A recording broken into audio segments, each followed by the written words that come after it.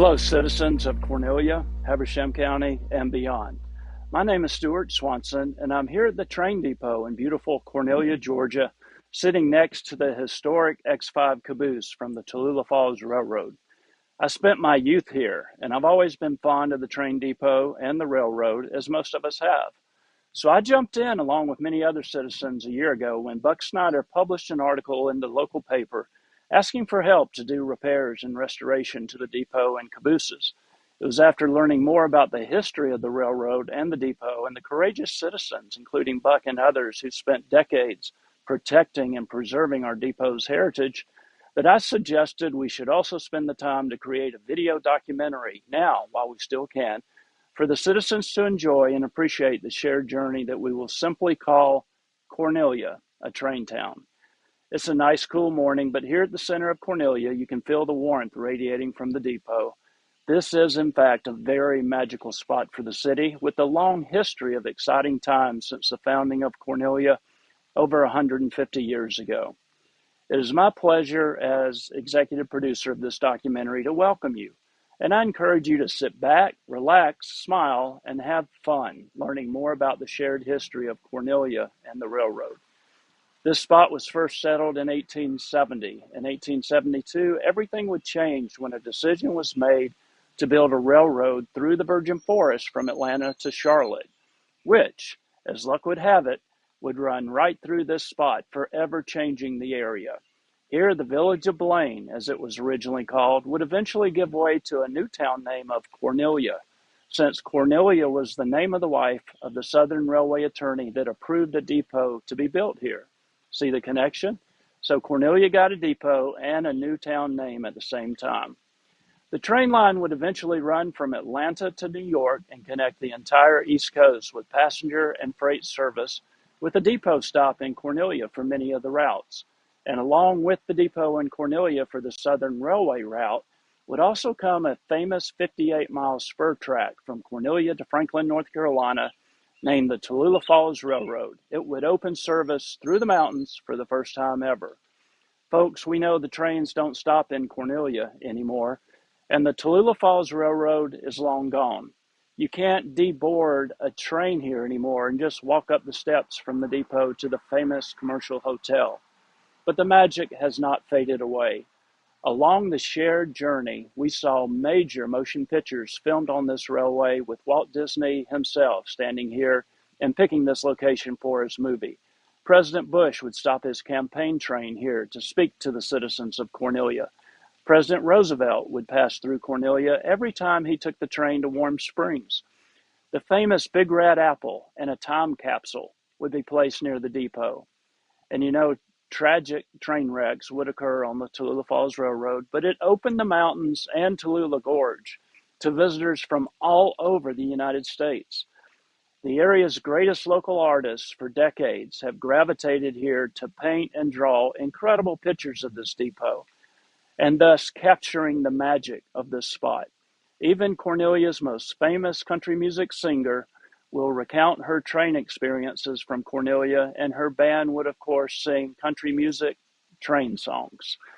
The Southern Railway would eventually say, "Tear down that old depot," but brave and strong citizens and elected community leaders from our city fought and won to preserve it, to the point they also located the X5 caboose in South Carolina, and they brought it back to its home in Cornelia.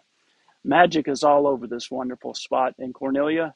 We are excited to share these and many, many other stories with you now. It would be great if we could still watch those old steam engines coming up and down the tracks and stopping in Cornelia. Many Cornelians still recount the joy of riding on those trains to Toccoa, Greenville, Gainesville, Atlanta, and other destinations. Some recall riding trains that include the Crescent or the Bell, and of course, the Tallulah Falls Railroad. The railroad put Cornelia on the map and drove the early success of our community. Let's not forget that. We want you to come often and visit the depot and the museum. Bring your kids and your grandkids to see the cabooses. Enjoy the nostalgic magic of this location. It needs your continued support. I am super excited now to introduce you to a local citizen and historian, Mr. Peter Madruga. Peter is a Georgia Tech master's grad and a and president of Habersham Education and Research, Inc. Peter is well known in our area for his many podcasts, videos, and historical research on the people and the companies in our area. He brings his creativity and technical knowledge together to produce this documentary, of which we are so grateful. Thank you, Peter. So with that, let's visit Peter at mile marker 0, where he will start us through this journey and introduce us to his cast of over 40 area citizens to reminisce about Cornelia, a train town. All aboard. Thank you, Stuart. I'm here at mile marker 0 of the Tallulah Falls Railroad at the Cornelia Depot. On the other side of the depot are the tracks of the Southern Railway. The junction of these tracks is what we know today as the City of Cornelia.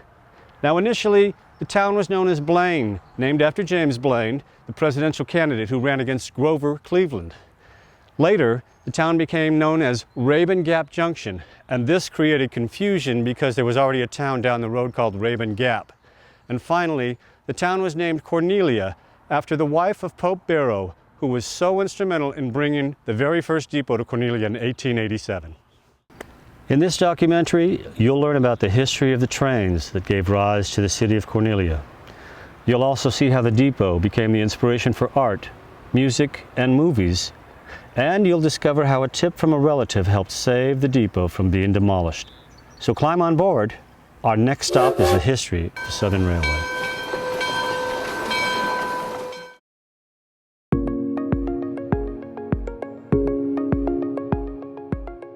The Atlanta and Charlotte Airline Railway actually was originally known as the Atlanta and Richmond Airline Railway and reorganized, but it was a post-Civil War phenomenon. In the case of North Georgia here, really it wasn't until after the Civil War that some of the more successful lines were constructed. At the time of the Civil War, for instance, Atlanta had 3 railroads, the Western and Atlantic, the Macon and Western, and of course the Georgia Railway that came over from Augusta. But connecting to the cities of the North and everything important that came with that in a truly efficient main line was something that happened with the Atlanta and Charlotte Airline Railway. That was the railroad that gave you access to the commercial centers of the Northeast.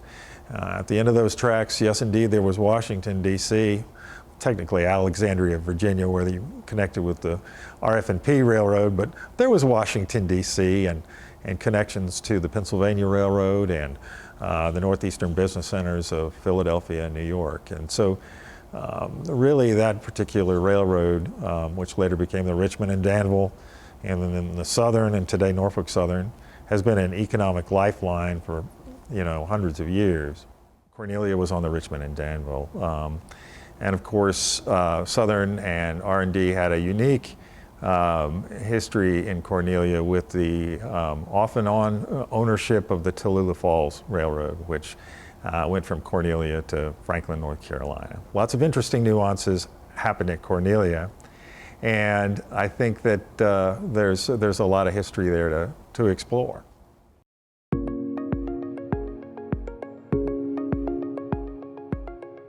When the Civil War ended in 1865, the area known today as Cornelia was a pristine virgin forest, but progress was soon to come. In 1872, workers of the Atlanta and Richmond Airline Railroad began clearing and grading land to make way for a roadbed.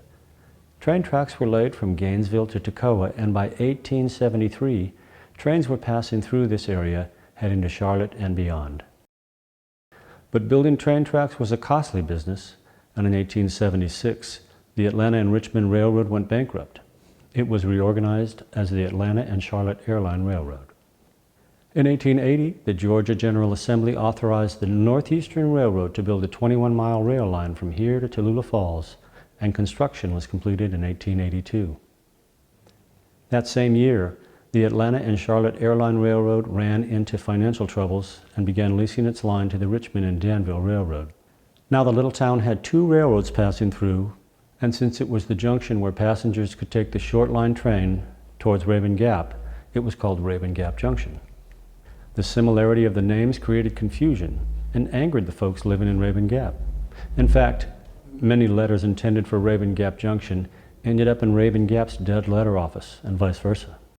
To reduce confusion, when a new post office was built in Raven Gap Junction in 1883, it was named Blaine, in honor of U.S. Senator James Blaine, a presidential candidate running against Grover Cleveland. At that point, the town was named Raven Gap Junction. However, the post office was named Blaine. Raven Gap Junction began growing quickly. The influx of goods and people into the town brought jobs. Those workers needed places to live and eat. Homes, restaurants, general stores, and hotels soon followed. Yet even with 2 railroads passing through, the town was still without a depot.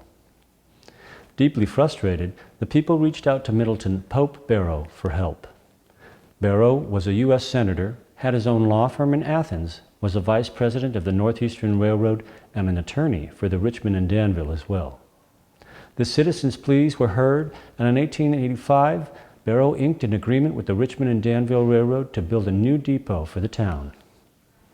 In honor of his work, that same year the post office was renamed from Blaine to Cornelia, after Pope Barrow's new bride, Cornelia Augusta Jackson, who was the daughter of decorated Civil War General Henry Roots Jackson. In June of 1887, the new Cornelia Depot was completed, and on October 22, 1887, the Georgia General Assembly signed the official charter for the City of Cornelia. The area where the depot was built was the center of the city, and the charter even defined the city boundaries as extending 3/4 of a mile in all directions from the depot. The original charter defines the first commissioners of Cornelia, but not a mayor. The commissioners met after the official charter was signed and elected Commissioner J.C. Edwards as the first mayor of Cornelia. Another one of the commissioners, Worth Grant, owned the Hotel Grant, which he eventually sold to Joseph Jackson, who renamed it the Commercial Hotel. Without a doubt, Cornelia did not build the railroads built Cornelia.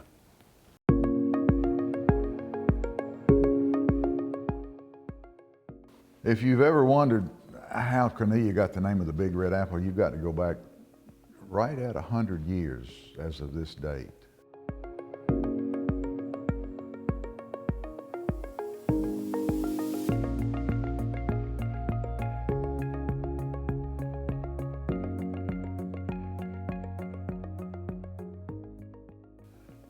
In the early 1900s, Cornelia was just getting established, and the apple industry was beginning to catch a hold up here in the mountains. By 1915, some 400,000 trees had been planted, and a majority of those were planted in northeast Georgia, Habersham, Raven County area.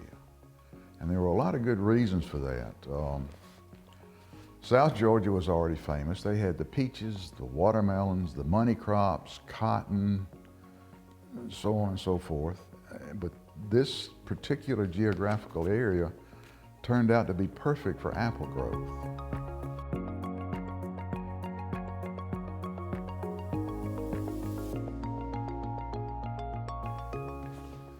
The success of the apple orchards in and around Cornelia, Habersham County, Raven County was due to the convergence of several factors in climate. It was a mild climate, had a lot of sunshine, had nice soils, good drainage, streams, water. One of the most important things was that we had good annual rainfall that was distributed throughout the year, not just concentrated in one season. And that's what apples needed to grow.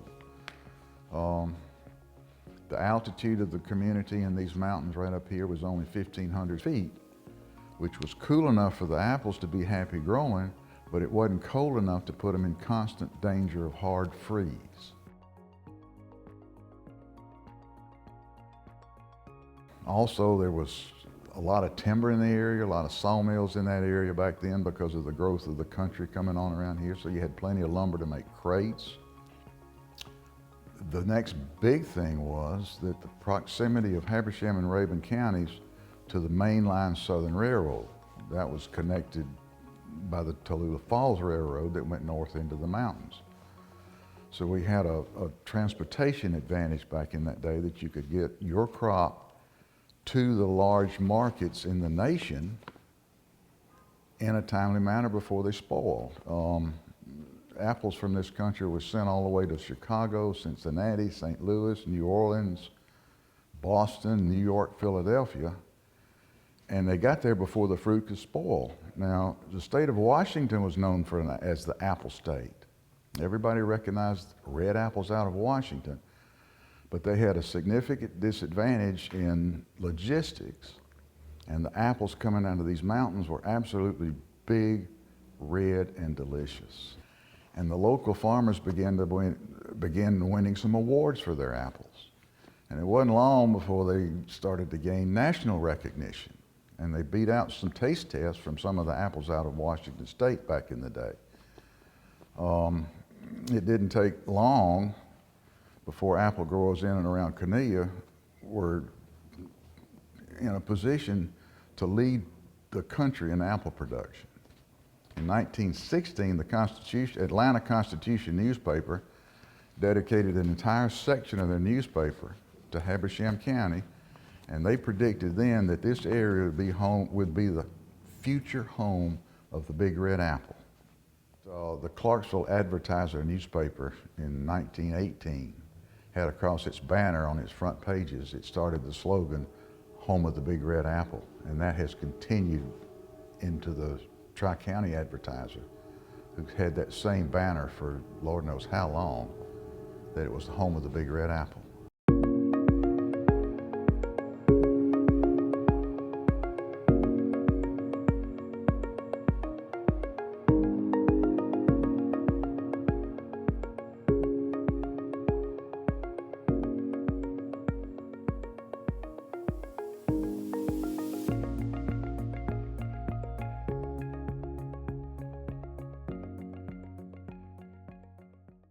That term, the Big Red Apple, then didn't refer to the physical monument that we have today. That came a decade later.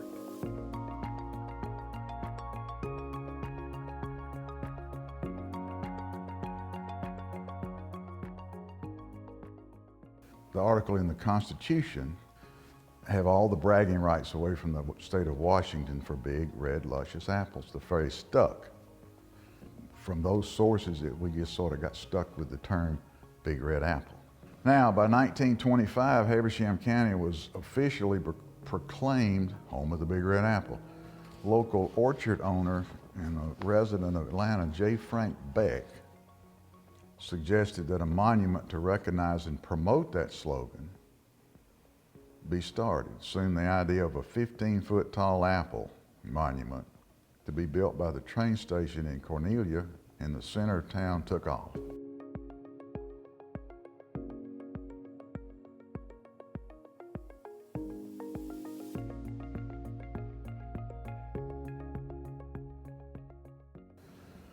Railroad passengers, visitors arriving by automobiles, tourists coming up, residents alike would be able to enjoy the monument. And there were several local groups on board to make it happen. The monument was a combined effort that included several prominent groups. One of them was the Cornelia Kiwanis Club.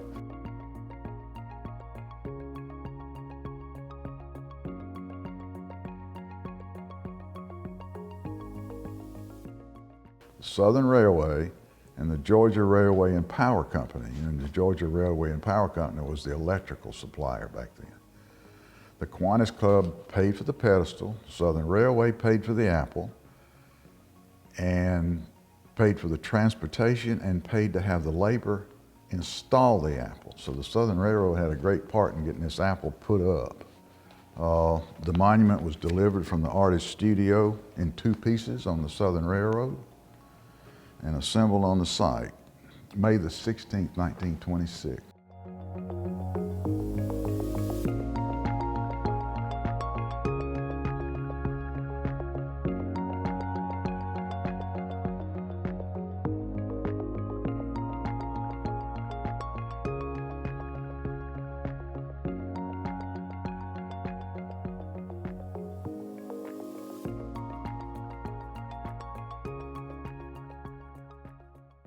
J. Frank Beck presided over the ceremony that took place on June the 4th, 1926 at 11 o'clock.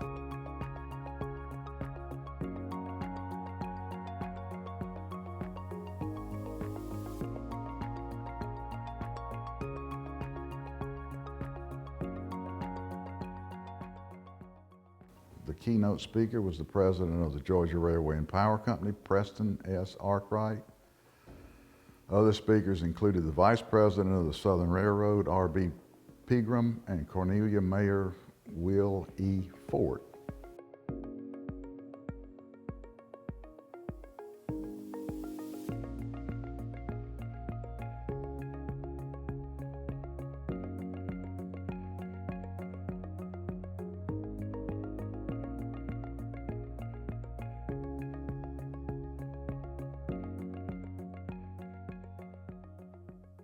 And several other notable guests from as far as Washington, D.C. came down for the presentation. The apple was unveiled by Miss Sally Lou Hill with a grand fanfare to a large group of cheering onlookers. After the unveiling, the special gifts were treated to a basket lunch, an afternoon visit to Tower Mountain, and automobile tours through the local orchards.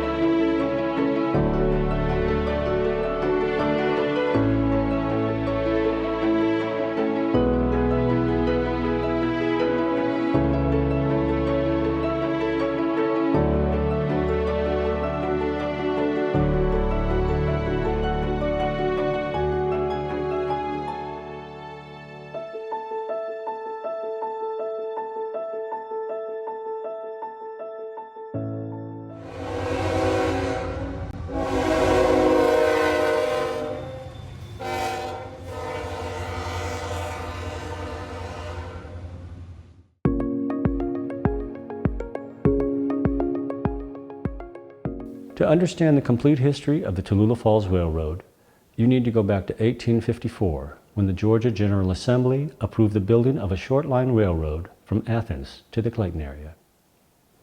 2 years later, the Northeastern Railroad Company was formed, with Clarksville resident John R. Stanford as one of the three founders. The Civil War erupted and progress was stalled in the 1860s. In 1870, the Northeastern Railroad was authorized to begin construction on a line from Athens to Clayton, passing through Clarksville. By now, interest had grown, and the new charter included 30 people, 9 from Habersham, and one significant name from Athens, Rufus L. Moss. Rufus Moss was a wealthy Athens entrepreneur who was a very wealthy businessman. And he had several businesses in all aspects of life: agriculture, construction, transportation. And basically, he was the father of the town of Tallulah Falls and the Tallulah Falls Railroad. Well, he incorporated it in Athens in 1870. Him and 15 other men were his partners. But he was the treasurer and the building superintendent of the Northeast Georgia Railroad Company.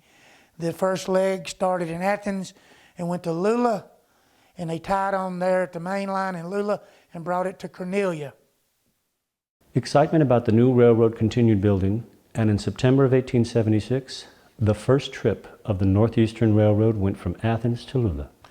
The purpose of the railroad was to bring products and textiles north from Athens up to here, to put it in Cornelia on the Southern Railway, to run those textiles to New York and down to Louisiana. And after the Civil War, a lot of people needed a lot of things. There were no railroads much in Georgia because of the destruction Union Army did to our railroads.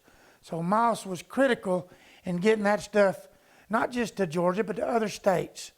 Also, he wanted to go on north, up to Tennessee and North Carolina, to tie onto that line, to take his textiles further north.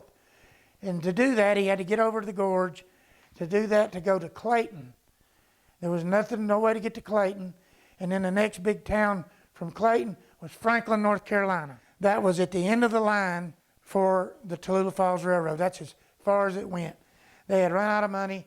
They had no way to get over those big mountains in North Carolina, because our mountains are like foothills compared to those mountains in North Carolina. Lord, they got some big ones up there. And they couldn't get over it. And the thing basically, it just went flop. It went busted. He died, in 1912. And then that was pretty much, the dream died with him, I think. In February of 1882, the Northeastern made its first stop in Rabun Gap Junction. Around that same time, the Northeastern went bankrupt, and the Richmond and Danville took it over. 1887 was an eventful year. The Richmond and Danville went bankrupt, and the Blue Ridge and Atlantic took over. Rabun Gap Junction was renamed to Cornelia, and also in that same year, the Tallulah Falls Railway and Improvement Company was incorporated, though it wouldn't take effect for another 11 years. One thing to note about that was that one of the main incorporators was Pope Barrow himself. But as railroad companies so often did back then, the Blue Ridge and Atlantic also ran into financial problems, and in 1898, the Tallulah Falls Railway Company took over the 21-mile line from Cornelia to Tallulah Falls. In 1904, the tracks were extended from Tallulah Falls to Clayton. A year later, they reached the North Carolina state line, and by 1907, the TF reached Franklin, North Carolina. Originally, there were plans to extend the line to connect with other railroads, but there were not enough investors. It's worth noting that in 1905, the Southern Railway bought all of the Tallulah Falls Railway capital stock, thus taking ownership, but allowed Tallulah Falls to continue to operate under its own name. At this point, the train line spanned a total of 58 miles, with Cornelia at mile marker 0 and Franklin at mile marker 58. Initially, there were 58 trestles, about 1 per mile on average. Some were replaced with fill dirt, later leaving a total of 42. I can remember it basically riding over the trestles. That was a big thrill, to be able to ride over the trestles. Tallulah River trestle was the one I remember the most because it was spectacular. Most of it was over the water. Oh, it was scary at first, but then we got used to it. But I mean, you really hesitant because you couldn't help but have a queasy feeling. But then you got used to it. Yeah, and those trestles, I think it was 1 trestle per mile of the train all the way up through there. And some of them, my goodness, I don't think I would have ridden across them. I wouldn't have had the nerve to do it. They used to get up on the big high trestle in Demarest, near the lake, and walk across that thing. I mean, they were little daredevils, and if anybody ever knew they were doing that, they'd get in trouble. These massive structures were made of wood and were not only expensive to build and maintain, but were likely the major reason for many of the accidents and 2 well-known fatal wrecks. The Tallulah Falls Railway, or the old TF for short, was also referred to as the total failure for many of the locals. Unfortunately, this nickname would ultimately be prophetic.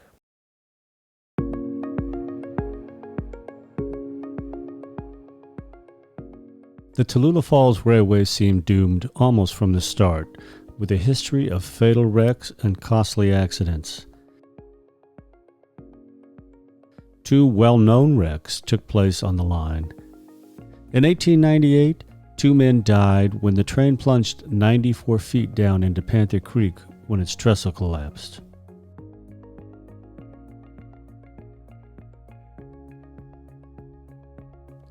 In 1927, 2 men perished when the engine, baggage car, and mail car fell through the Hazel Creek trestle.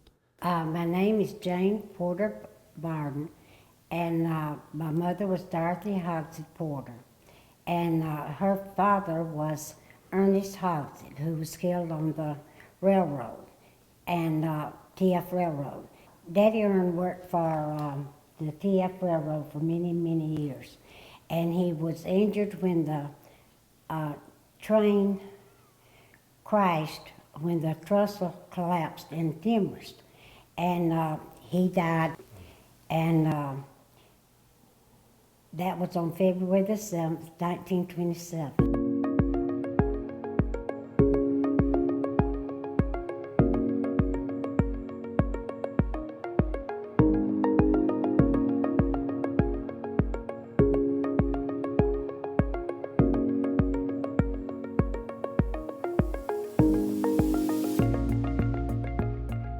So they were sitting around on the porch, and they heard this big, huge noise.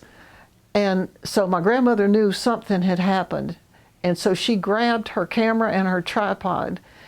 And even my great-grandmother, Rachel Fisher, went running through the woods. My mother was 12, and she ran through the woods too. And my granddaddy Griggs they all ran down there. And of course, my grandmother Vera had her camera and all that. So they got down there and they saw the horrible after effects of the, they got there quickly, but it had already had the wreck. And the main part that they were concerned about was the engine, because it went straight down. Luckily, very luckily, and very good that the passenger car just stopped right at the end before it did a nosedive like the engine did. And that was such a blessing. So many people were saved. And so my granddaddy went inside the engine, and he saw Mr. Hogsett, the mail carrier, was bleeding very badly. And so he was going to try to help him. You know, he took off his shirt. He wanted to apply direct pressure to stop the bleeding. And Mr. Hogsett pulled a gun, on my granddaddy and said, "I'm sorry, I know you're trying to help me," but he said, "I am not allowed to let anybody near the mail, and I have to protect the mail until my postmaster gets here." And my granddaddy said, "But you're bleeding so badly, how long will it take the postmaster to get here?" So anyway, but somehow I guess somebody got the word to him, but he was too late. And so he, unfortunately, he bled out. I'm Patsy Barden Bell, and I am the daughter of Bill and Jane Barden. My paternal grandfather, Frank Barden, was the engineer on the TF Railroad for many years. His engine was number 73. And my great-grandfather on my mother's side, my maternal great-grandfather, was Ernest Hogsett, who was the conductor news agent on the TF. Actually, my grandfather, Frank Barden, was scheduled to be the engineer the day that the trestle fell, but stayed at home because my Aunt Lena, Lena Barden McGahee, she was going to be born, and so he stayed home that day, and otherwise he would have been on the train when the trestle fell.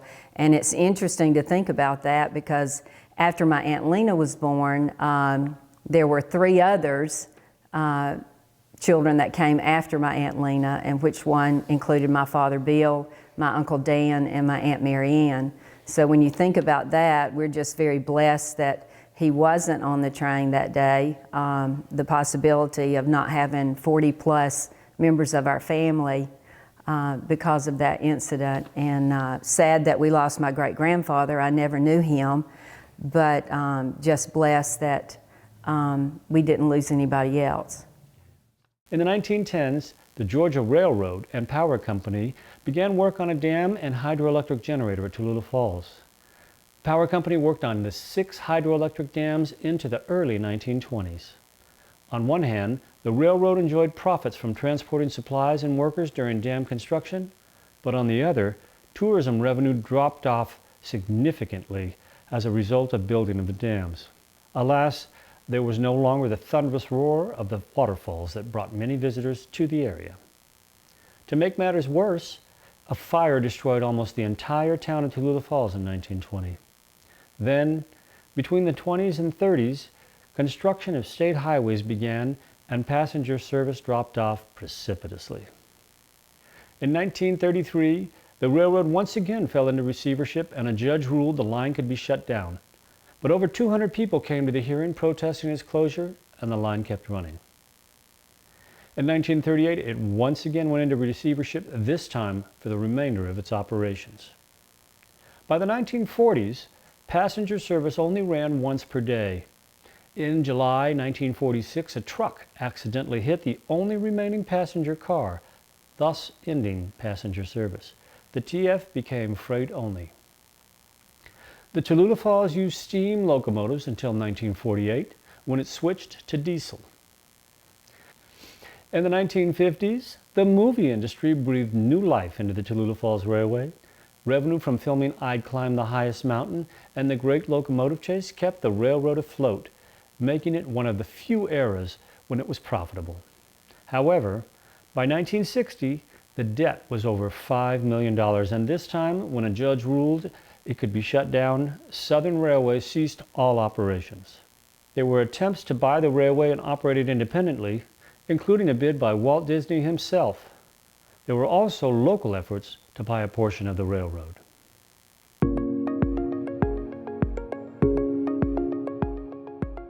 My family moved here from Tupelo, Mississippi in the mid-1950s, where my dad organized a textile business, actually a contract sewing company called Cornelia Garment Company. My dad had several friends, local businessmen, and in early 60s, I believe 1961, he, J.P. Ballard, Hubert Ritchie, and Harry Purvis had the opportunity to buy the first 5 miles of the Tallulah Falls Railroad, which ran from Cornelia to Demarest. They submitted a bid for $36,000, and as it turned out, they outbid the Southern Railroad by $850. My dad told me that I would not believe the amount of political heat that came from Washington over the next few days, which pressured them to resell the part they had bought back to Southern Railroad.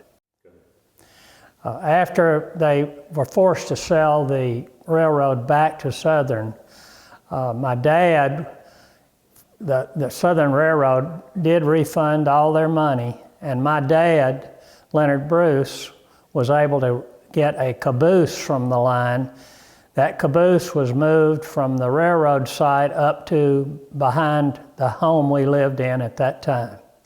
It's not in the best of condition. We had it painted one time. It's in the woods, and the inside has had no work done on it at all. Despite all efforts, the last run of the Tallulah Falls Railway departed from Cornelia Depot on March 25, 1961. After the Tallulah Falls Railway was shut down, the line was sold to a scrap metal company and the tracks were pulled up. You can still see evidence today of the railroad in a few places if you know where to look. The tracks still run from the Cornelia Depot for about a city block. In Tallulah Falls, the concrete pillars that were used to cross the Tallulah Lake are still visible.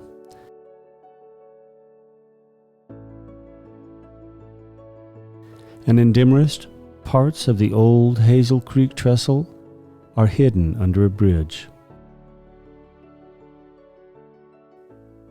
And if you look carefully enough, you can still see where the tracks used to run by the old Demarest Depot.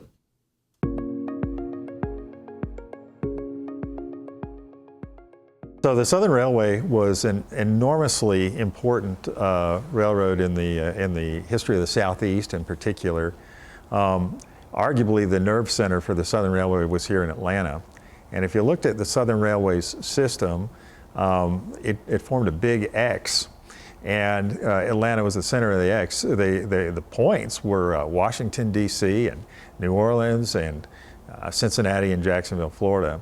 So when you think about the depot or the Southern Railway at Cornelia, Georgia, you have to think about it in that context overall. It was a point on a big railroad system. In the 70s, at a time when railroads were going bankrupt, particularly in the Northeast and the West, the Pennsylvania Railroad and which later became the Penn Central, and the Milwaukee Road in the West, both good examples, going broke, merging away, abandoning a lot of tracks. Southern Railway was economically very successful and was, in fact, in 1975 named by Dun & Bradstreet as one of the best managed companies in America, not just railroads, but companies, which is pretty amazing. And I like to point out that when Jimmy Carter needed a Secretary of the Navy who had been in the Navy and was well regarded, he recruited the president of the Southern Railway for that job. So there's a Georgia story for you.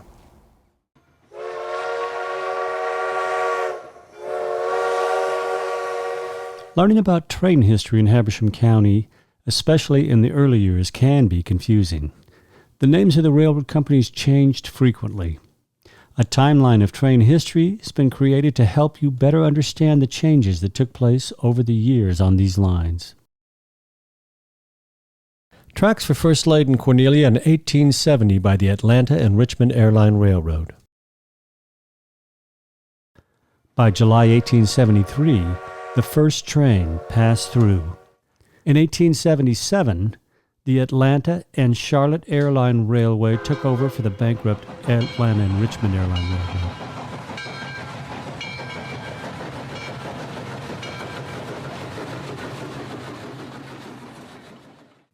By 1881, the Northeastern Railroad began laying tracks on the new short line railroad from Gap Junction to Tallulah Falls. In 1882, the Northeastern Railroad began running on the short line railroad tracks.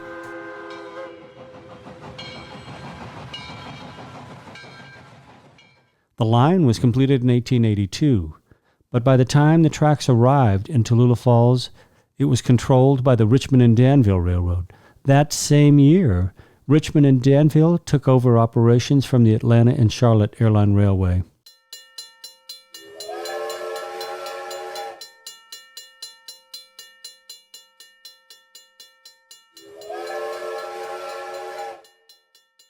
This meant that Richmond and Danville owned both sets of tracks at that time. Richmond and Danville sold the short line to the Blue Ridge and Atlantic Railroad in 1888.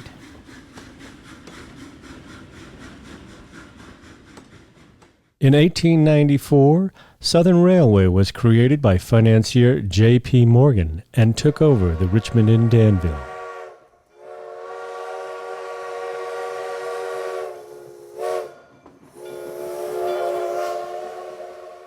In 1893, however, Blue Ridge and Atlantic went into receivership, and by March 1898, the Tallulah Falls Railway Company bought the line and extended it from Tallulah Falls to Franklin, North Carolina, reaching there in 1907. The Tallulah Falls Railroad went into receivership in 1908. Southern Railway took over ownership of the line, but allowed Tallulah Falls Railway to operate independently under its own name, which it did until March of 1961, when a judge ordered it to stop. Finally, in 1982, Southern Railway merged with the Norfolk and Western Railway to form the Norfolk Southern Railway.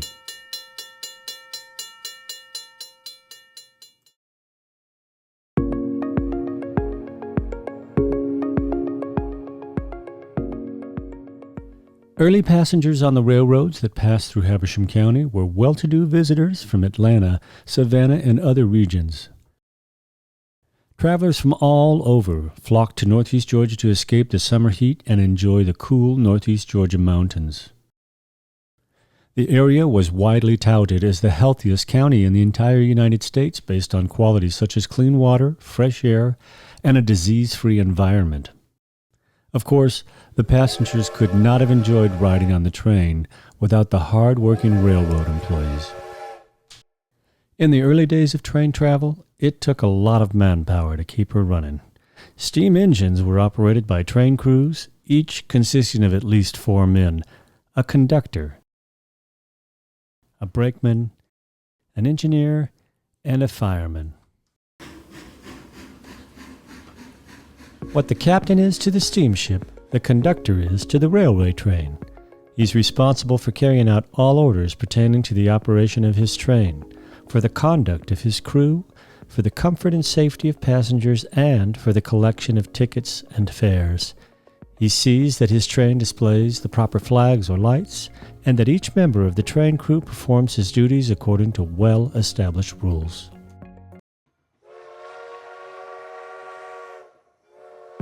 The engineer drives the train.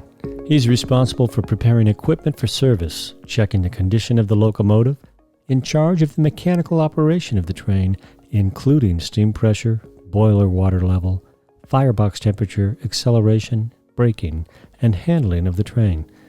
He needs to know the physical characteristics of the railroad, including passenger stations and speed limits. As the train is moving, he watches for obstructions on the rails. Along with the conductor, the engineer monitors time so the train doesn't fall behind schedule nor leave stations early.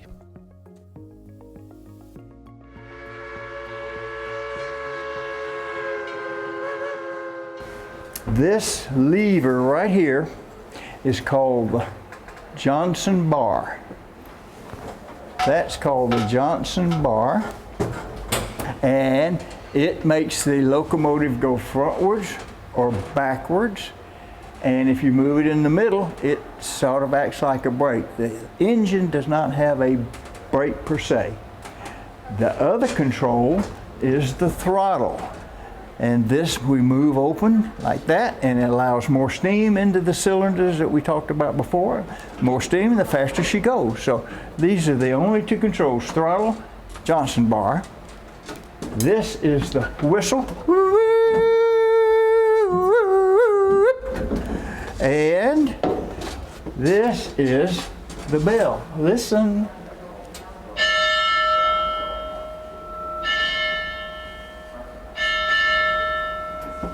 This is the steam gauge. The fireman who's shoveling that coal and watching the water has to keep that needle up about here.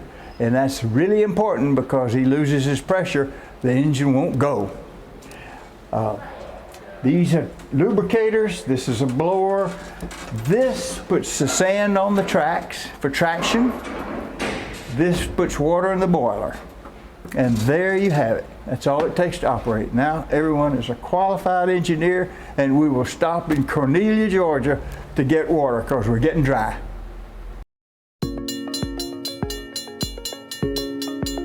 The brakeman is the conductor's assistant, just as the fireman is the engineer's assistant. On many trains, 2 or more brakemen are employed.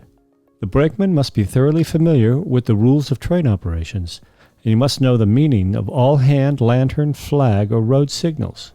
When switching is done at stations, sidings, or industry tracks, the brakeman helps to couple and decouple cars, signaling the engineer when to go ahead, back up, slow down, or stop.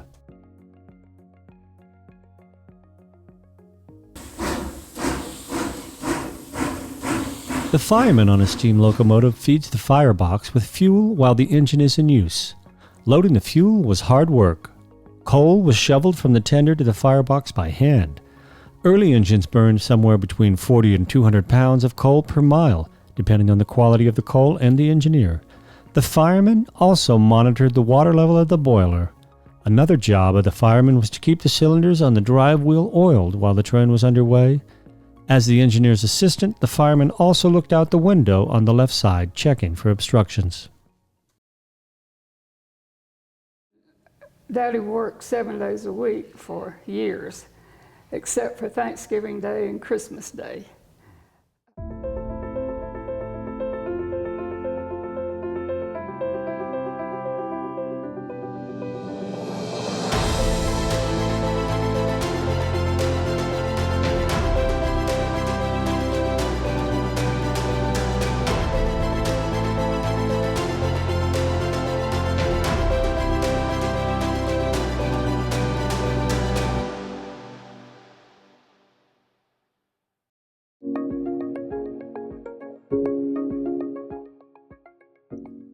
Hobos rode on trains and were known to stop at locations that had boarding houses. Cornelia had a number of boarding houses, including the Long, Ivy, and Loudermilk boarding houses. I'm Joni Mabe, and we're here at the Loudermilk Boarding House Museum in Cornelia, Georgia. My great-grandparents, Callie Henderson Loudermilk and Robert Lee Loudermilk, built this boarding house in 1908. And they started taking in boarders around 1916 when all their children had married and moved away. And he passed away in 1931, and my mother was 11. She moved in the boarding house to keep her grandmother company, and she remembers a lot of the boarders and a lot of the hobos who used to come to the back door for handouts. And my great-grandmother was a great cook. She would cook 3 meals a day for the boarders. And she had a table and chairs outside for the hobos to eat on. And she would give them whatever she could. Well, hobos would ride the trains. And they get their name from a hoe boy, because during the Depression there was no work. So they would take their hoes with them to work, you know, in the fields. And they were always willing to do chores around the boarding house for handouts. There's around 45 or so known hobo signs that each hobo would leave at the depot or where the train would slow down to let the next hobo know what kind of town it was. And that's why I'm thinking there was a sign which means kind-hearted lady, good for a handout, was probably down by the tracks and let them know that they could walk up to the boarding house and get a handout. I like the dog, beware dog, that one. And they would make these signs out of charcoal or sticks, stones. They would draw it in the sand. Whatever they had it, you know, they would let the next one know what to do. I have the artist, Nick Loki, I had him paint good-hearted woman, kind-hearted woman, good for a handout, because I know that had to have been around here to let them know that they could come up and get a meal.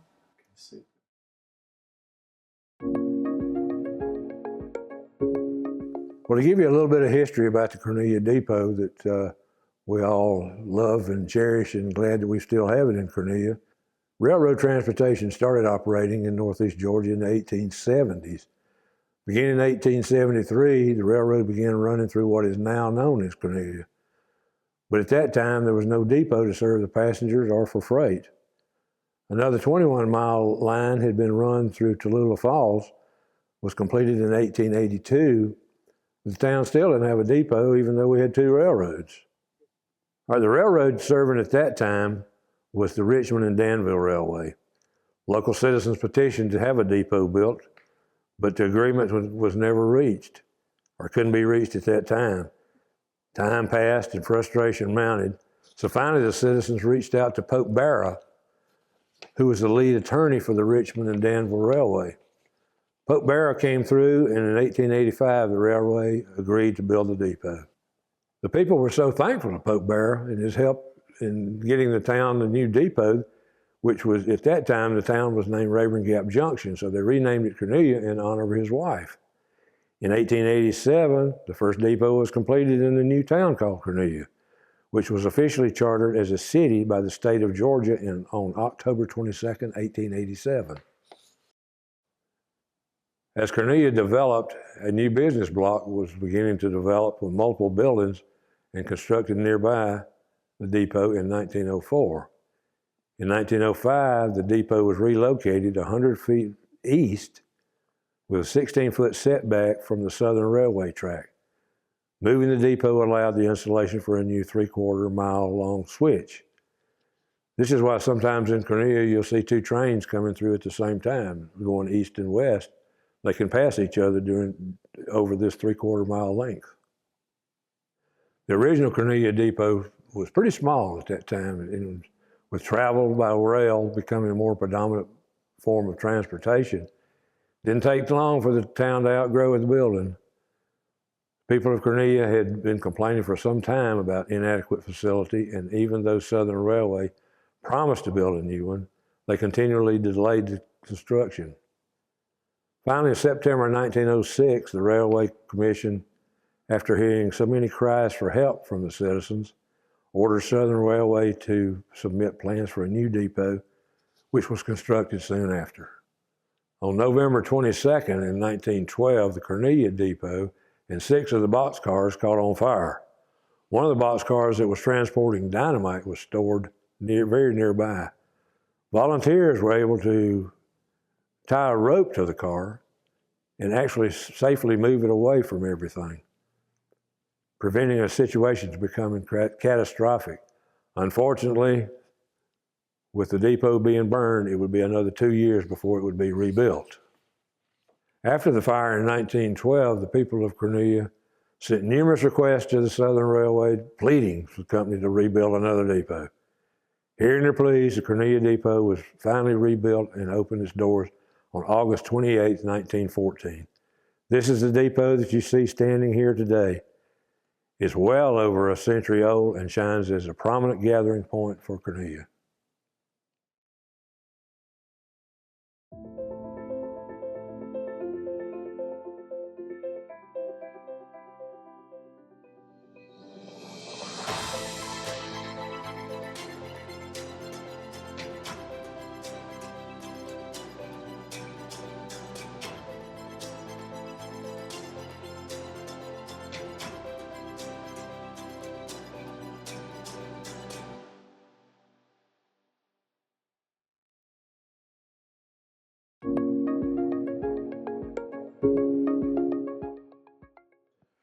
The Commercial Hotel, one of the first prosperous hotels built in Cornelia around the turn of the 19th century. Across the railroad tracks, and it was overlooking the depot, was named the Grant Hotel by Mr. B.W. Worth Grant. He was also known as Uncle Worth. The first hotel in that location was operated by Oliver Wiley. It burned down. Mr. Grant bought the property and built a bigger hotel and a little bit grander hotel. He ran it for several years. It was really successful. He had the idea to advertise chicken pot pie 365 days a year. That was his catchphrase. And it became a very popular stop on the railroad for people traveling between Atlanta and points north and vice versa. And then later on in 1910, he sold the hotel to a gentleman named Joseph Jackson. J.W. Jackson rebuilt the hotel grander than it was. He made it 3 stories tall, had grand columns across the front, a porch all the way across the length of the building, a huge dining room, but they had modern rooms with bath, with steam heat, and electricity that was put in by the Georgia Railway and Power Company. He changed the name to the Commercial Hotel. So that's where the name really first came from for the Commercial Hotel. He operated it successfully. And around that time, there were other hotels built in Cornelia across the railroad track. The Stovall Hotel began operating, the Cornelia Hotel.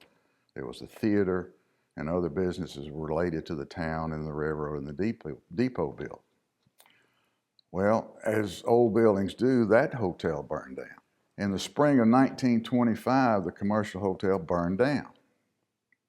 And he rebuilt again on a little bit smaller scale. It looked similar to the old hotel, but wasn't quite as grand as the original Commercial Hotel. Still a beautiful building for the town. The last owner of the hotel was Nathan Bergen. Nathan owned Gold's Department Store, his other businesses around town, and he lived at the commercial hotel until he sold it at the end of 1970 to the First National Bank for a new bank building. The evening before the hotel was shuttered, Mr. Bergen had a, shall we say, grand gala event to say farewell to the hotel. Just everybody in town was there. Some people were invited, some people just came. And after that was over, it was demolished and a new bank building built on the site.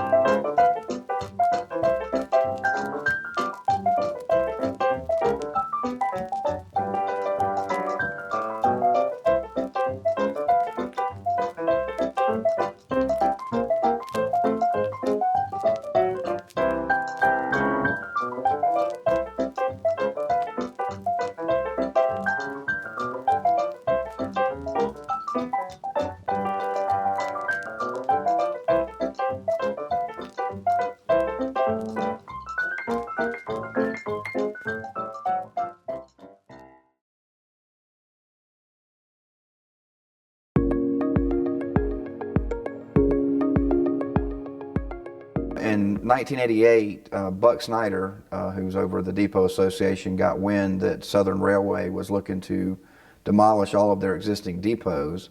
And so he went and met with the city manager at the time, Howard Watley, and asked him if he would approach the railroad about leasing the building, which Mr. Watley did. And in 1989, the city entered into a long-term lease with Southern Railway for the depot and the property. My uncle that worked was the dispatcher in Greenville, told me about it, and he said that if we would like to have the control panel out of that office, he gave me the name and phone number of who we needed to contact. But I gave that information to Howard Watley, who was the city manager at the time of Cornelia, and I told him that if he would get the lease and everything on the depot, that we would find enough people and raise money and do whatever needed to be done to make the building usable again. The depot at Cornelia, built in 1914, reflects a design used on other Southern Railway depots of that era. But the thing that I find significant about it is that, you know, it's been preserved and restored. I think that's huge. And as a matter of fact, there are plenty of towns around the country where train stations were not preserved. They were allowed to go to the wayside as people quit riding on passenger trains, and as freight stations became less important, as less than carload freight went over to trucking companies. But the fact that station looks so nice in Cornelia, is beloved by the community, that's a lesson for other cities and towns. That, believe it or not, there are plenty of railway structures in many places that still exist that are just hanging on and need that sort of grassroots community support to save them. So that is a significant accomplishment. The Depot Association was formed to preserve the depot and make it into a usable facility. The original members included me as president, board members Ernest Snyder Sr., Madeline Snyder, Barbara Johnson, Hugh Johnson, Mary Garrison, Steve Adams, Philip Ballard, and Skip Brown. And this was started in 1989. It's been ongoing since then, and we're here to make sure that the depot remains here and in good standing and usable. It was very dirty, run down, in very ill repair. We had to, of course, clean it up, repaint it, put in new light fixtures, put in a heating and air system, and just made it usable. No, not actually. It has not. Anything that came up that needed to be done, again, we would raise the money, doing the same thing we've always done, contacting all the businesses here in the town and county. And they've been very generous and very helpful every time we've asked. Well, the key people that helped most of all were people that, when we first started the project, doing all the cleanup and painting and all the renovations in here initially. And that would have been Den Hull, Howard Watley, Hugh Johnson, and of course Barbara Johnson, and all of the board members who I mentioned before were very helpful. I know I'm probably leaving some people out, and I hope I don't hurt any feelings, but that's really the key people that helped. And if I left someone out, I'm sorry.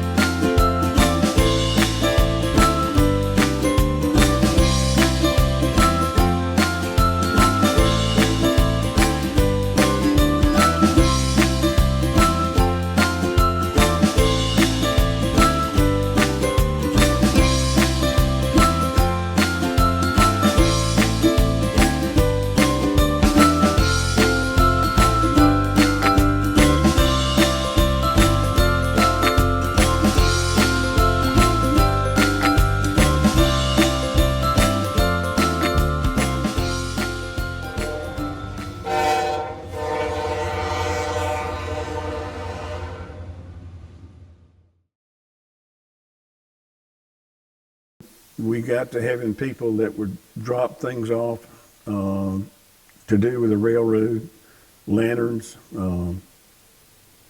typewriters, anything that was used on the railroad. And then they'd call me and say, we left such and such at the depot, you need to get it in.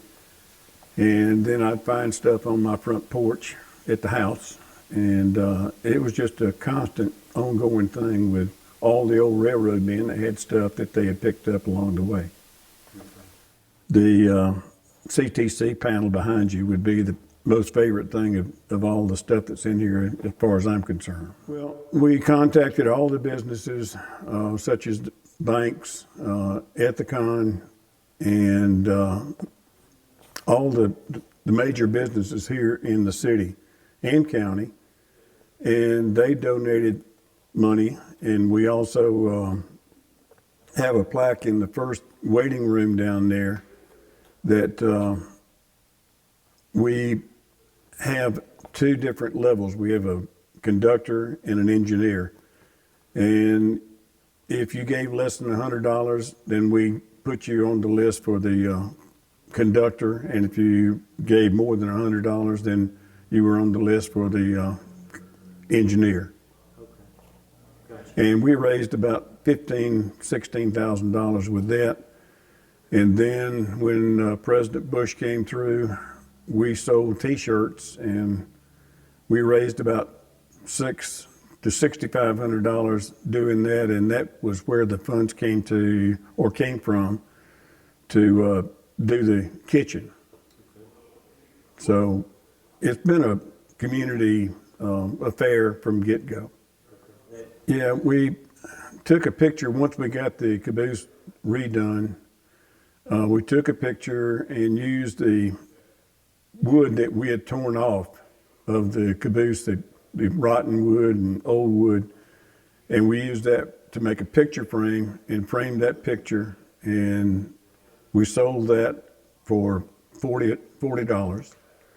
And we also included a book that Bill Cannon did, and that was another one of our fundraisers as well, was the book. We had talked about it, and he said that he would write a book and give us the rights to it, to republish, do whatever we needed to do, and all the funds from it would go towards maintaining the caboose and the depot.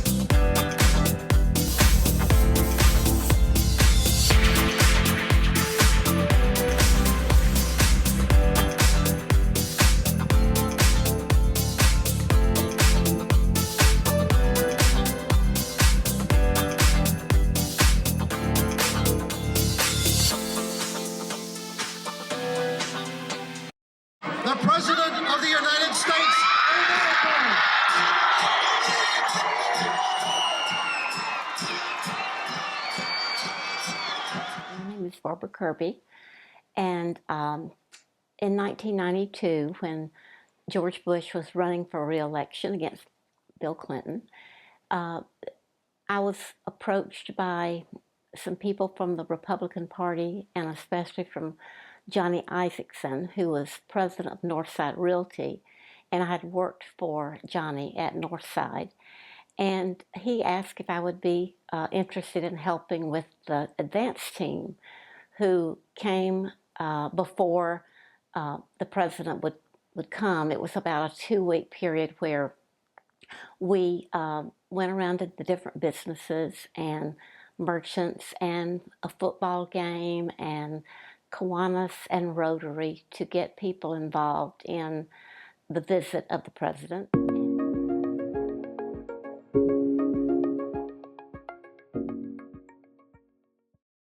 We were told that we had at least 10,000 people that came, and there was a lot of prep that I had no idea. Anytime you see a president, he has been, they have to make sure that everything's safe, and I know that all the buildings had to be vacated before he came, and so that there would be no possibility of anybody, trying to cause trouble. But one of the reasons that the Cornelia Depot was chosen as one of the stops is because it has a natural amphitheater look. The president could actually stop on the back of the train, on the caboose, and speak to the crowd. And the crowds were on the bank of the railroad there in the city at the depot. And so it was a great opportunity, and it was we had a great time getting ready for everything. We did sign painting parties at the depot. A lot of high school kids came and helped, and it was a great community feeling, and it was just a real special time in my life. I was really glad to be part of it.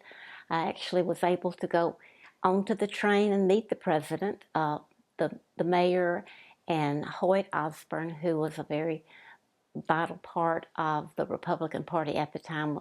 He went on the train, and a lot of the city workers. The city did a great job preparing for his trip, and I worked closely with the advance team, especially the three young ladies who were just out of college, and they organized everything, and they were just nice ladies and were just so sweet and so down to earth. And it was just a great opportunity, I thought, to have a part in such a historic occasion for Cornelia to be part of that.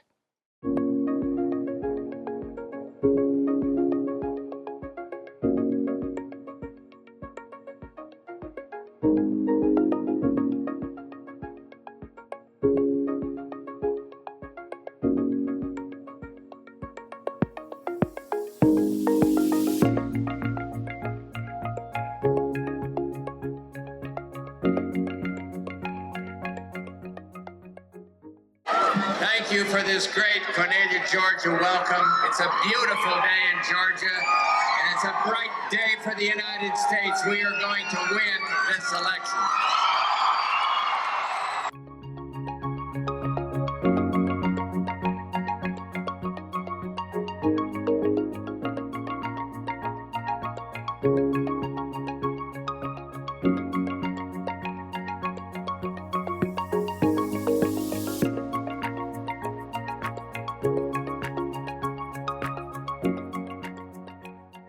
May God bless our country, and thank you for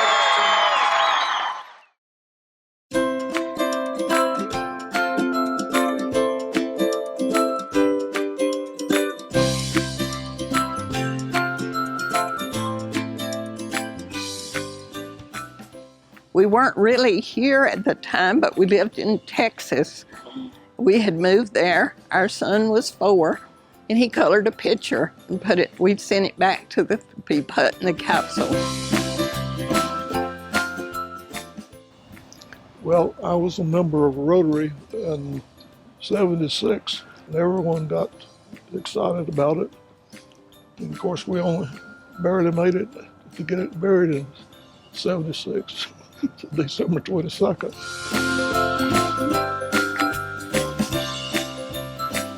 Of course, we wondered what it would be like in 2076.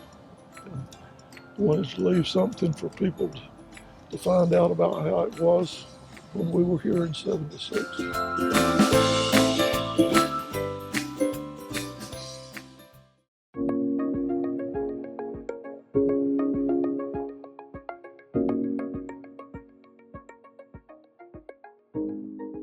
I'm Nancy Collock, and I am the wife of John Collock, and we were married for 55 years. He had a mission in life, and that was to paint North Georgia in all its beauty and in all its historic traditions, and he felt very blessed that he was able to do that. And I enjoyed being helped in that. His mission was to paint the historic buildings and the history, and to honor the people in Northeast Georgia. And so he wanted to, of course, Cornelia was a place that he would want to do that had the historic Depot and the Big Red Apple. And so I really don't remember exactly when he did this one, but it was early in his historic paintings. Well, I loved that railroad, and also there was just this spirit about the railroad and the people that rode on it.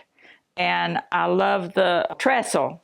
I like the idea of it going on that trestle, you know. I never did ride it, but I really did like it. So that was, it was just an interesting painting, and I saw it in a newspaper or something. I think the picture of it, you know. I didn't go right by the picture, but I did use that picture as a prompt. Well, it started, I guess, when I was a child. I grew up down in Oglethorpe County, and there was a train track near our home. So I have memories of trains and the sound they make and so forth. So most of my paintings come from the 50s, 60s, 40s, that era where I grew up. So that I had a lot of stories about the depot down in Cornelia and the Big Red Apple and all that people remembered about those times and about how it played in their life. And so I thought, well, I'm sure that they have the same kind of memories I do, and I'd like to preserve some of those for them. So I went about doing several, actually, of the TF Railroad. But the two of the depot were my favorites, the ones in Cornelia. One called Chasing the TF, with an old car in the road chasing by the railroad. Well, I wanted to do something in the snow, wintertime scene. I had, the other one was summer. I wanted to do a wintertime scene. Like I said, I wanted to get above far enough that I could see the mountains in the background. So I crawled up on the top of the hardware store and was able to see what I wanted to see. I had to add the trains, the truck that's in there, all of that stuff I had to add, the people. Other than that, I tried to get pictures of the time and so forth and tried to put them together that way. And people seem to have enjoyed them a lot, and I enjoyed doing them. I am Faye Bonds Cunningham Green. I have been an artist most of my life, even as a child.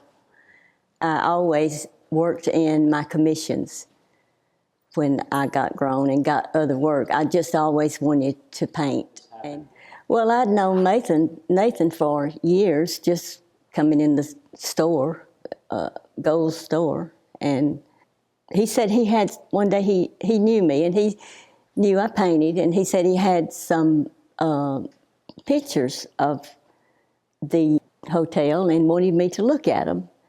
And I said, sure. And he said he would loan them to me if I wanted to paint it. And I decided it'd be a good subject and I could sell some prints of the painting.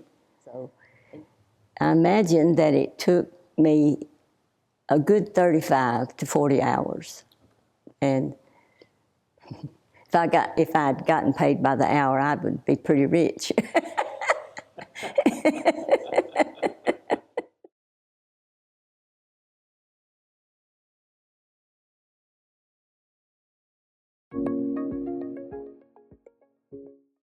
I'm Kimberly Bramlett Schlappman. I grew up right here in Cornelia, Georgia, in very close shot of the railroad tracks here. And I was here until I was 18 years old and moved off to college. And I have the most beautiful, happy memories of the train. I could hear it more than once a day. I've been trying to remember, was it 2 or 3 times a day that we could hear it right at our house? Because we lived on Camp Creek Road, and there were tracks that went right across Camp Creek Road, probably a quarter of a mile from where our house was.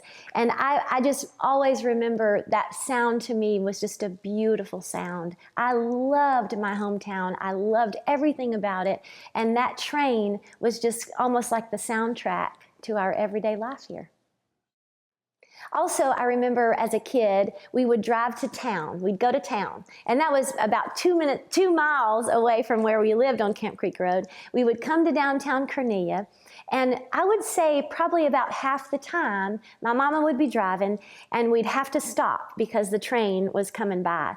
And so we'd pull up in downtown Cornelia and there'd already be a line of traffic waiting on the train. And it was always so exciting for me and my sister because we loved to watch every single train car. And back then they were all, you know, they all had banners and they told you exactly what they were carrying.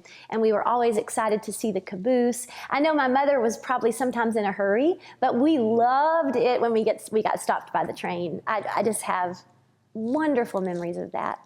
Also, on Camp Creek Road where we grew up, there was no bar, I don't know what that's called, stop traffic bar there. So at that railroad tracks, we always had to stop and look both ways to make sure no train was coming and then cross over that. But my daddy has the best stories about growing up in Demarest near the train tracks. He and his buddies he grew up in the 40s, he and his buddies used to get pennies and they would put them on the tracks of the train before the train, they knew what time the train was coming, so they'd put the pennies on the track, and then the train would run over the pennies, totally flatten them out, and then they'd all end up with different designs on their pennies, and then they'd trade, they loved to trade all the designs. I feel like growing up near the train tracks means, if you grow up near train tracks, you're going to be most likely from a rural area. I think country music is all about the stories of the rural life that we had in the country. And so I know that growing up here near these tracks definitely influenced my songwriting and the way I portray songs as I sing. We have a song called Shut Up Train, and that song is about someone who's completely heartbroken from a lover who has just devastated them, and she lays in bed just trying to sleep and escape from her heartache, but the train, every time the train goes by, it wakes her up. And so for her, the train means sadness and devastation, and it's a lonely sound.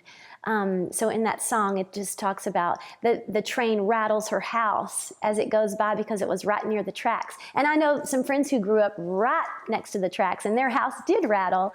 But Shut Up Train, I love the song. It was written by our friend Hillary Lindsay, who's just a genius musically.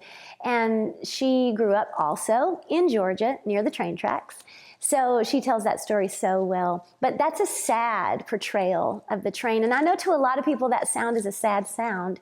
To me, it's always been just a happy, very joyful, nostalgic sound. I love it. I love a train whistle.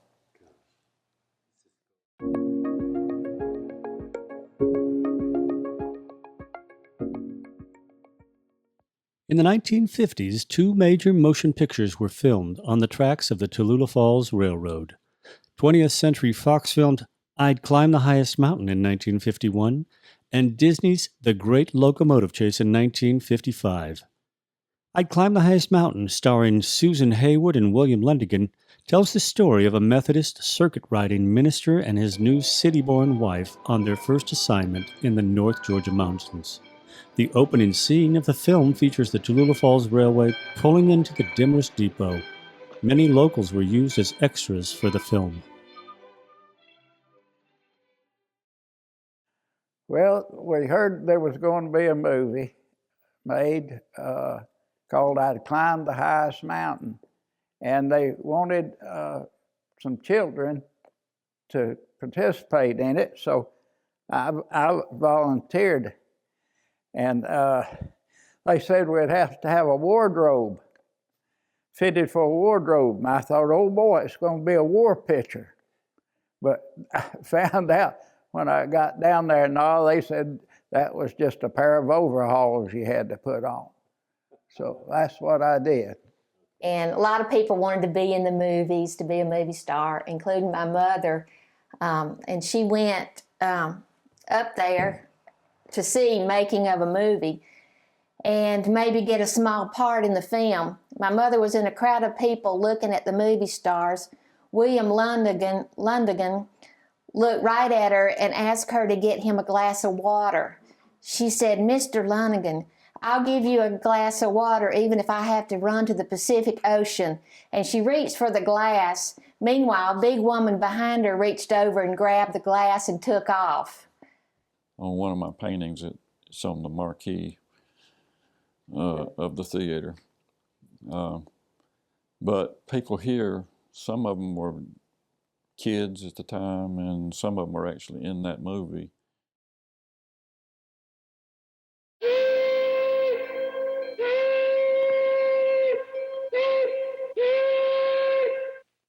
In 1955, Disney Studios filmed The Great Locomotive Chase, starring Fess Parker and Jeffrey Hunter. The movie tells the story of train conductor William A. Fuller's dramatic chase to get his own train back from 20 federal agents who stole it from him. I'm Wilbur G. Kurtz III. I'm the great-grandson of William A. Fuller, who was involved with the Great Locomotive Chase, or Andrews Raid, that occurred in 1862. He was there the morning of April the 12th when the train departed Atlanta, heading on what was thought to be a routine trip to Chattanooga. It's a 10-hour trip from Atlanta. They departed the Atlanta car shed at 4 o'clock in the morning. It had been raining, everything was wet, which actually worked to their benefit. They proceeded north, passed through the binding station because there was no mail or passengers to pick up, and then proceeded to Big Shanty, which is currently known as Kennesaw. They made a stop there for 20 minutes at the Lacey Hotel, which was a routine breakfast stop. Everybody disembarked except for the raiders, of which there were 20. Here in the heart of the Deep South lies some of the prettiest country you ever want to see. Winding through this rural setting, there runs a single-track railroad of a sort that's hard to find nowadays. This is the Tallulah Falls Railroad, or the TF line, also known in these parts as the total failure. People everywhere love to kid their own railroads, but I warn you, don't try it here if you come from anywhere but Georgia. These pictures were taken on our scouting trip, and the moment we saw this romantic country, we knew we'd found the place for our story. For one thing, there were old wooden trestles by the dozens, 41 of them in fact. And these suited our plans perfectly, for our story had to have trestles. One of the objectives of the Andrews Raiders was to burn the bridges behind them as they fled northward with their captive locomotive. Incidentally, we didn't actually burn any of these, but they did provide the proper background.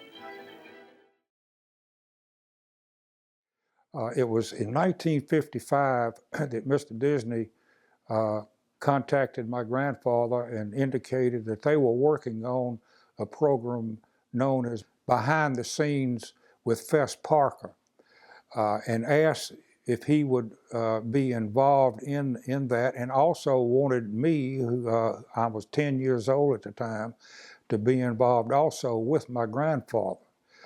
I was sent a script.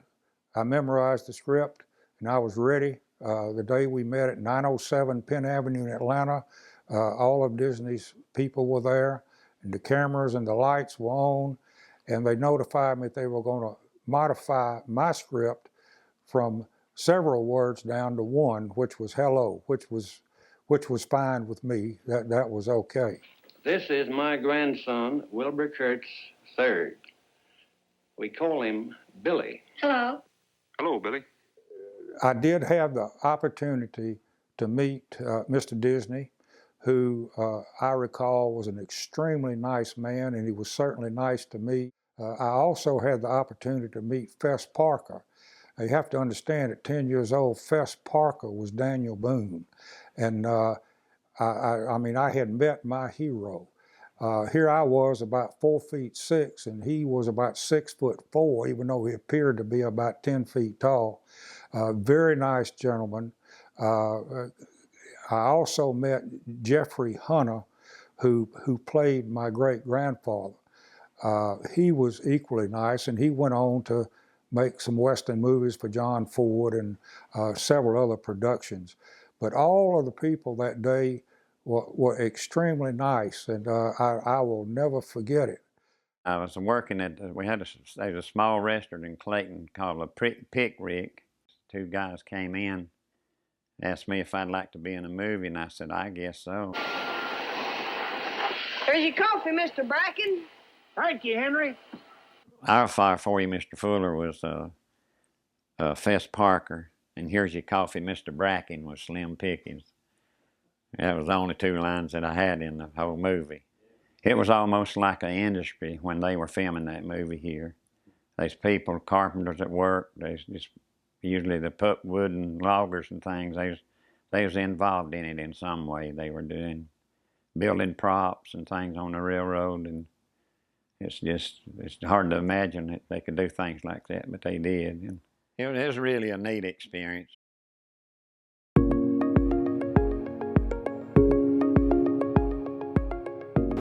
So we're standing in front of the Locomotive Texas here at the Atlanta History Center, and it has a relationship with Cornelia, Georgia. Well, how you say?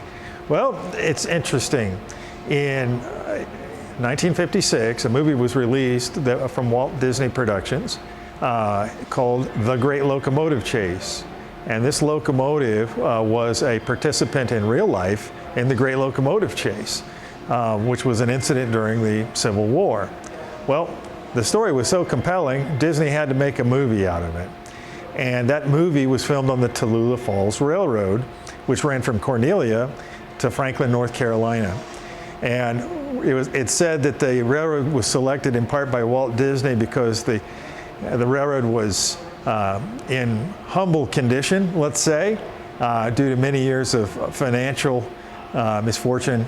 And the trackage resembled very much like what the track looked like during the Civil War. It was a simple mountain railroad. And of course, the Great Locomotive Chase actually took place on the Western and Atlantic Railroad, which by then was the main line of the L&N Railroad, or the NC and St. L part of the L&N. And that railroad looked nothing like it had when the actual incident took place in 1856. The Tallulah Falls Railway has an interesting history. Tallulah Falls was once a mountain retreat because of the falls themselves, but along about 1910, a dam was built, and by a power company, Georgia Power. It was actually a predecessor company of Georgia Power, and the vacation destination of Tallulah Falls was far less in popularity. In part because of that, the Tallulah Falls Railway began to slowly suffer economic decline. It was never the same after that, after the dam opened and the falls were dammed up, and eventually passenger service was discontinued, and ultimately the entire railroad was abandoned. But before the railroad was abandoned, Walt Disney paid a visit and filmed the Great Locomotive Chase there. Hello, I am Ben Bogman, the curator at the Southern Museum, here to talk about the General Locomotive, which I'm standing right in front of. The General was built in 1855 by the Rogers Locomotive Works in Paterson, New Jersey. It was purchased by the Western Atlantic Railroad. The General is what we call an American Standard 440 locomotive, meaning that it has 4 leading wheels, 4 driving wheels, and 0 trailing wheels. It originally ran on wood. Wood was its main fuel source. There's a tender on the General.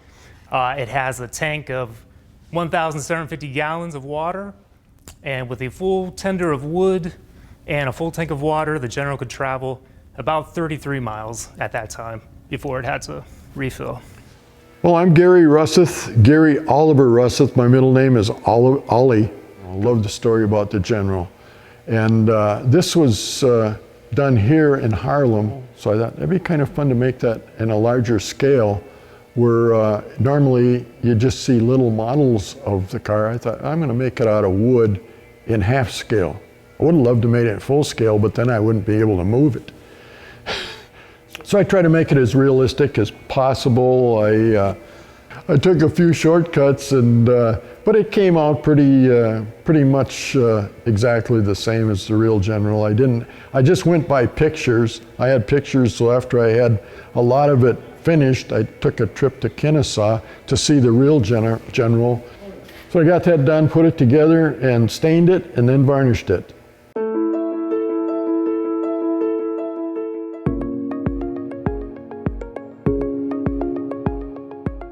Well, my name's John Barrow. I live here in Cornelia. We're sitting in the wonderful restored train depot in Cornelia, and I'm serving as mayor of Cornelia right now. I was elected in 2019, I believe, took office in 2020. And I want to take just a second to talk about the importance of the history that trains and the depot and the role that they've played in the history of Cornelia. As a matter of fact, if I understand correctly, the original boundary of Cornelia was a 1-mile radius all the way around. In the center of town, the literal center of town, was the train depot right here. So it's a big part of Cornelia's past, but it's also a big part of its present right now. In 2015, the city made the decision to begin showcasing the depot by opening it up to the public. This began with a $50,000 renovation project, which helped us utilize the entire building. The upstairs portion of the building, which was being used for storage, was conditioned and made handicap accessible. So that project was completed in 2016, and the city hired its first museum curator in 2017. And while this is currently a part-time position, one day we hope to have a full-time position and have the museum open to the public full-time. The city of Cornelia is committed to preserving its history. We feel it's important to know where we came from so that we can know where we are, and it helps us know where we're going. So in 2018, the city began working with the State Historic Preservation Organization to have the downtown declared a historic district, and we achieved that designation in May of 2021. So downtown Cornelia has now been recognized as a historic district, and to manage this, we have a commission that's been created, and in its short time, this board has created historic guidelines to help us govern the building and the buildings within the historic district. So the city of Cornelia had been working out of some older and outdated buildings for its city hall, its municipal complex, which really didn't exist. We had some separate buildings for fire and for police, but we'd outgrown it. The city had outgrown it. The buildings were just too old. We were working out of just portable buildings and that type of thing. So in 2020, construction was completed on the new municipal complex and the fire station. And the project utilized existing city property as well as several buildings that had fallen into disrepair. The architect was tasked with designing the buildings to look as if they were 100 years old. And this was because we wanted more modern buildings, but they also needed to fit into our more historic downtown area. By the year 2021, knowing that Cornelia is known as home of the Big Red Apple. It's a major icon for our town, of course, for Habersham County, for all of North Georgia. In fact, I've been to other cities, other states, and I've seen just random little monuments. It says Cornelia, home of the Big Red Apple. So Cornelia is known across the region, maybe even to parts of the world, as home of the Big Red Apple. But the Big Red Apple itself, which is here on the depot property, had started to fall into disrepair.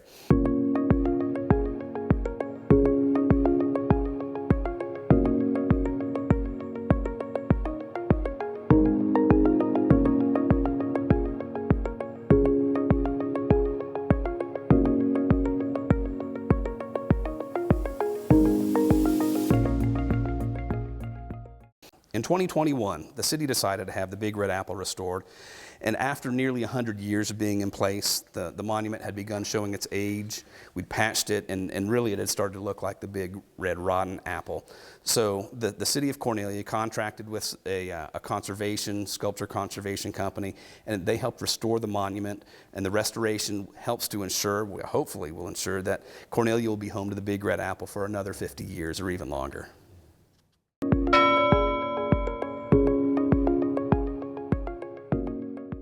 If you'd like to learn more about train history, there are 5 great museums within an hour's drive. Located in beautiful downtown Cornelia, the Cornelia Depot Railroad Museum is full of train history and related artifacts, housed in the historic Cornelia Depot built in 1914. Admission is free. Visit corneliageorgia.org for more information. The Atlanta History Center is located in downtown Atlanta and is the home to the Texas, the Cyclorama, 96 Olympics, and so much more. Learn more at atlantahistorycenter.com. The Southern Museum is a Smithsonian affiliate. Located in Kennesaw, it's the home of the General, as well as exhibits about railroad history, including the manufacturing of trains. Visit southernmuseum.org for more details. The Southeastern Railway Museum, located in Duluth, houses over 90 pieces of rolling stock on their 30-acre site. There you can see the Crescent, Pullman cars, and many, many others. Learn more at train-museum.org. The Miles Through Time Automotive Museum is located near the old Clarksville Mill in Clarksville. The museum boasts over 100 years of automotive history, memorabilia, art, and unique historical exhibits you won't find anywhere else, including a half-scale model of the General. For more information, visit milesthroughtime.com. If you have a little more time, visit the National Museum of American History, located in Washington, D.C. The museum's transportation exhibit features some beautiful old trains, including the 1401 from the Southern Railway. For more information, visit americanhistory.si.edu.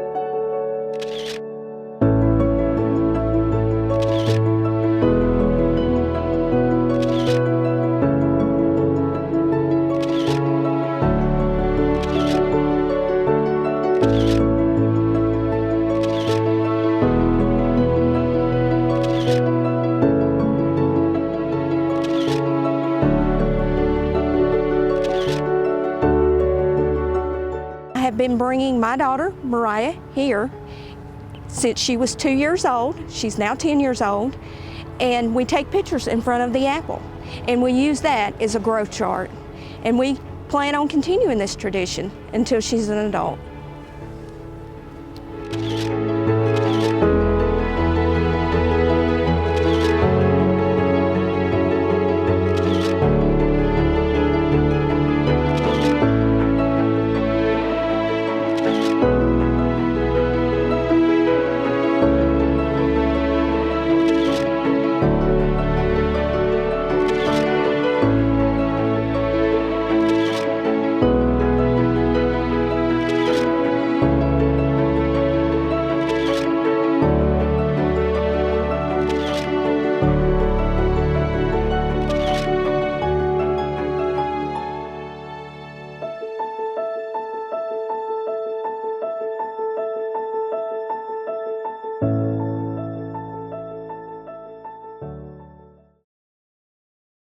I couldn't be more grateful for being raised right here by these old train tracks and this depot that I drove by, you know, almost every day growing up as a kid. And it's super duper special, and it'll always have my heart.